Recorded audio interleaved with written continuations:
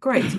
Okay, so we are now going to go to our third speaker, and it's already been unbelievable webinar. I can't believe we're now going to also hear from the co-founder of 1205, which is a new movement that has already done many really successful, significant actions, and is just really on a roll, doing a lot of good work. Um, so this is Jean Hatchet, the co-founder of 1205. She's a feminist writer activist. She rides her bike to commemorate the lives of women murdered by men in a domestic context. And she's the co-founder of the new group 1205. So I'll hand over to you to explain and tell us a range of different things that your group's been doing. Thank you so much. We've got a specific focus on physical protest. So, different groups have different methods of putting pressure on regarding our rights as women according to sex. And our method is really to turn up physically wherever we see injustices for women, and where our rights are being attacked by the demand by trans activists for some of our rights to be relinquished in order to prioritise the rights of men. So we're very clear about our language as well. We do call men men, and a lot of our activism has been based around some of those threats. So we formed as a group to support the German feminist women on the 1st of November, when German self-ID was introduced. There were protests globally, and we organised the one here in the UK. Well, there were two organised in the UK actually, one in Edinburgh and one in we organised the one in London. Very, very well attended. Really good day as well. And one of the focuses was bringing different groups of women together, different groups of women's activists together in a collaborative way to stand with German sisters. Beyond that, we thought we'd done pretty well. We were quite happy with the way that had worked, and the way that we invited everybody to take part.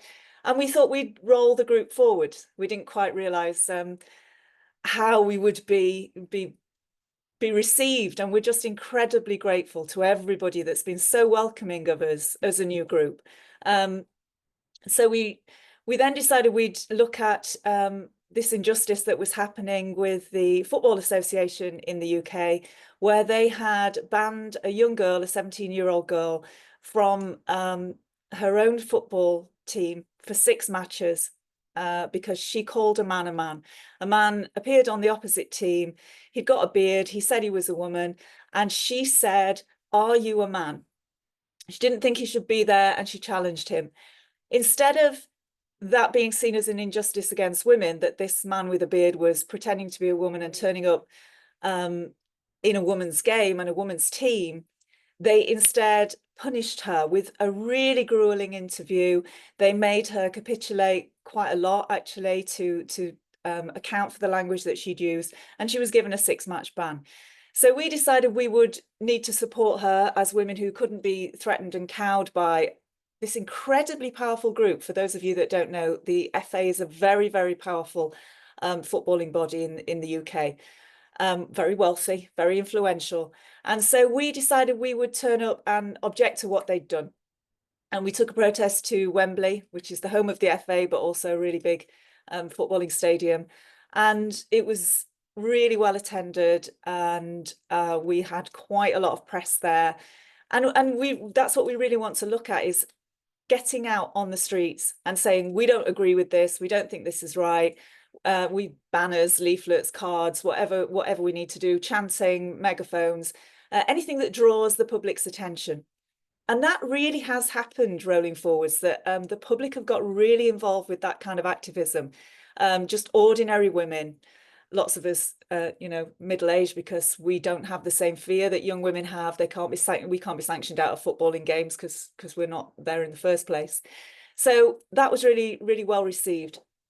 The FA didn't back down. There is provision for them to provide single-sex sport at Section 195 of the Equality Act here in the UK, and they chose not to utilise that provision. So they are making a conscious choice to not protect women with the legislation that is afforded to women exactly for that. They choose not to. We think they're wrong. So we then rolled that protest over to another footballing game. We have the Lionesses here is the women's team in the UK, the English women's team. And we turned up at Sheffield United at their ground when the Lionesses were playing. And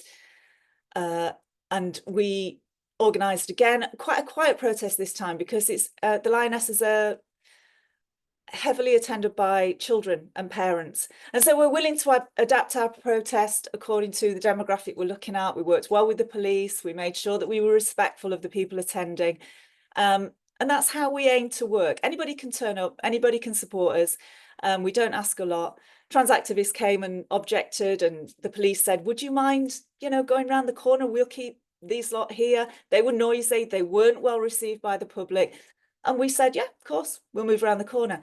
And we were well received, and lots of parents came to speak to us. And there was a mum and a young girl stood in front of our banner, said, thank you for what you're doing. I'm so proud because, she's coming through this quagmire of what might happen to her rights in her footballing game.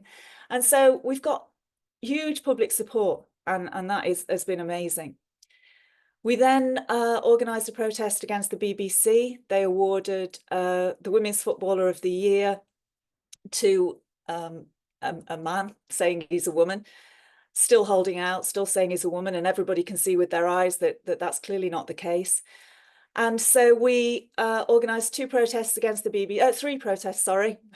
we were quite ambitious. So we organised three separate protests in Glasgow, Salford, outside where the award was taking place, the BBC award, Sports Personality of the Year. And then we organised outside the BBC offices in London as well, outside Broadcasting House. So we had three protests at the same time. Exciting things. We had dinosaurs, banners, women chanting, speaking, singing even. It was, three really fun protests. And that's what we're kind of aiming for. Public outrage that we can carry forwards, that we can show the public what's happening. But the protests themselves are meant to involve as many people as possible. We want to get ever, increasing numbers. And just focus people on these injustices in the most visual way we can. So other people, other women's groups in the UK will target via letter writing or by legal action. All of these things feed into each other. We're just kind of the outrage organisation, I suppose, that we're the ones that are going to bring the public to every issue that we see. We don't really mind going forwards who takes that on beyond us, who drags it over the line and makes sure that becomes policy. We will work with other bodies. We're not aiming to take over from anybody. And we're really enjoying that kind of collaboration as well with other groups. We've got various other group members that sort of turn up into our organising groups and offer us ideas, which we really welcome. And so one of our things that we've said is, if you are committing an injustice to women, if you are one of the bodies or one of the groups or one of the organisations that are determined to take rights from women in favour of men who say they are women, you can expect us, and we will make noise and we will make life difficult for you, and we will keep doing that. So that's been our message throughout. So we will be continuing to protest the FA. We're going next week to two separate locations where the FA have bases, which is Wembley and St George's Park in Burton-on-Trent. So we're going to try and do different things each time. We're going to do it in lots of different areas. We're going all over the country. So, some things up north, some things down south, some things simultaneously, some things not. So we're kind of, evolving quite creatively at the moment. Got a wonderful team, absolutely amazing team, media strategists. We've got a fabulous publicity experts. All sorts of people are contributing. So the other thing is that we are very, very keen that we are self-funded. So we don't merchandise, we don't take donations, we are doing this ourselves. And largely what we want from people is not their money, we want their time, and we want their physical bodies on the streets, at the side of us, behind a banner, behind a self-made placard, something you run up in your room before you arrive. That's absolutely fine by us. We might not be slick, we do think we're effective. So we do think we're offering something a little bit different. We're moving this forward. We're looking at other things that we can be doing. We've looked at the Women's March is being hard to even explain how ridiculous that is, but there's a Women's March on the 18th of January, and the organising groups are throughout the UK. If you are seen as a TERF, if you get in these organising groups and you ask any questions at all that would suggest that you're a TERF, they throw you out. So our aim is to make our objections to those women being slung out of groups for women's marches in favour of men who say they are women, who demand that we're removed from those groups. So we have plans in progress at the moment to turn up and make ourselves known to those people that we are the women. We will not be thrown off women's marches, and we won't be excluded from things that are supposed to be for women in favour of men. The thing that you really asked me to talk about here today is not one of those things. It's not to do with the demands of trans activist men. It's we felt that we had to do something about the terrible situation for women in Afghanistan. And even though that's not so far been our remit, lots of groups in the UK who have looked at women's sex-based rights are also feeling we cannot watch this. We cannot, there's not a lot we can do. We know that we can't target the Taliban. We know that there's no way that they're going to listen to us no matter what we do. However, we don't think that doing nothing is an option. We have to show solidarity with our sisters in Afghanistan, but also Afghan women globally. And one of the ways that we're looking at the moment is around the cricket. The ICC Championship trophy is going to be including the Afghanistan men's team. There have been numerous calls for a boycott of that tournament, and the English team have rejected that. So the English Cricket Board have said that they will not boycott the match, which is on the 26th of February, is the Afghanistan versus England cricket match. And they've said they won't abandon that. They will turn up and they will play against the men of a regime who are being more brutally oppressive of women than we have seen globally in a very, very, well, ever. If ever we've seen women be so sanctioned in the way that the Taliban are sanctioning Afghanistan women of Afghanistan, sorry. So whilst we might not be able to do much, we feel that the very least that we can do as an organising group is to turn up and object to that particular match on the 26th of February. So we'll be going to Lords, which is the large cricket ground. It's the home of the English Cricket Board. The English Cricket Board should be putting pressure on the ICC to object to Afghanistan playing. They are they're in conflict with their own criteria for inclusion at this point. The ICC dictate, their own rules dictate that for Afghanistan to compete within international cricket, they must include and promote a similar level of female cricket, a team, and also, developing women's cricket within Afghanistan. Now, currently, the women's cricket team of Afghanistan is in exile. Not only would they not be able to play in Afghanistan, they've had to flee the country. The ICC are not supporting them. They're being funded to some extent by other organisations in Australia, where lots of them are now. But it is ludicrous that the ICC are not applying their own criteria for inclusion. They could exclude Afghanistan. So we think that we should, as a body, call for that exclusion, that they really shouldn't be competing in this championship trophy. So we'll be turning up on the 26th of February. We invite everybody to join us and get down there. We'll reveal locations and details of what we're doing at a later date.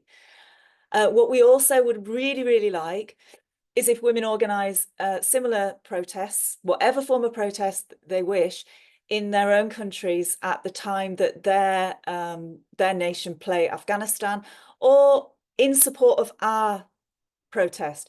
So we'll release a number of things that you can do to, that women could do to support us if they want to, holding up pieces of paper with hashtags on, putting things on social media, circulating photographs. There's all kinds of things that we would like people to do at the same time as we protest. We invite as well, and we encourage, and more than happy for everybody to steal our ideas and take them and do things at the same time. They can do them under our banner or not, don't really care. But we urge other women to do the same thing. For example, on the 21st of February, South Africa are playing Afghanistan.